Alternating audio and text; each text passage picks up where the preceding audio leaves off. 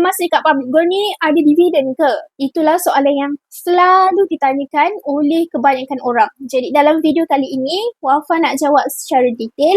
Boleh tengok video ini sampai habis dan save untuk rujukan akan datang. Benda paling penting yang tuan-puan kena faham bila kita simpan emas ni, okay, kita tak ada terima apa-apa dividen.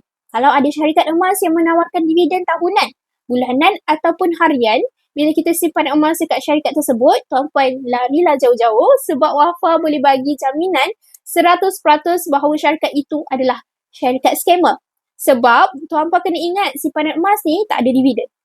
Keuntungan yang kita dapat daripada simpanan emas ni bergantung kepada kenaikan harga emas, iaitu perbezaan antara harga kita beli dan harga kita jual. Contoh, tuan-puan beli 10 gram ini 3 tahun lepas dengan harga RM2,000 lebih sahaja. Hari ini 10 gram yang sama, harganya telah cecah RM6,000 dan ke atas. Jadi, Wafa dah untung jika Wafa jual semula 10 gram yang Wafa simpan sejak 3 tahun lepas. So, begitulah keuntungan simpanan emas. Sebenarnya bukan untung dekat situ sahaja. Okay, tahu. So, begitulah keuntungan simpanan emas. Sebenarnya bukan untung kat situ je. Tahu.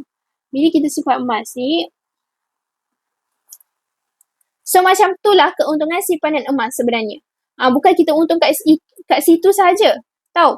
Bila kita simpan emas ni, emas dapat kawal diri kita daripada sikap boros berbelanja.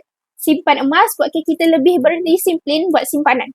Itu antara kelebihan bila mana kita buat simpanan emas. Wafa boleh bagi jaminan lah. Kalau penyimpan emas tu ada ilmu, confirm mereka sangat konsisten buat tabungan emas setiap bulan. Malah tabungan emas kita sangat cepat bertambah berbanding target asal kita. Dan Alhamdulillah, daripada tabungan emas, ramai penyimpan emas Wafa yang berjaya. Dan Alhamdulillah, daripada tabungan emas, ramai penyimpan emas di public gold yang dah berjaya pergi tunaikan umrah, pergi tunaikan haji, berjaya langsaikan hutang dan ada juga yang berjaya beli rumah dengan simpanan emas. Jadi itulah antara kelebihan dan keuntungan bila mana kita simpan emas. Walaupun kita tak dapat kepulangan tahunan ataupun bulanan, tapi kita dapat rasai sendiri keuntungan tu bila mana kita ada gram emas yang banyak dan bila harga emas meningkat akan datang. Jadi untuk tuan-puan yang masih lagi belum ada tabungan emas, Wafa sangat sarankan untuk tuan-puan mulakan daripada sekarang. Jangan bertangguh lagi. Tuan-puan tengok sahaja harga emas meningkat, tuan-puan mula dulu dengan serendah 1 gram yang pertama ataupun dengan modal minimum iaitu RM100 yang pertama.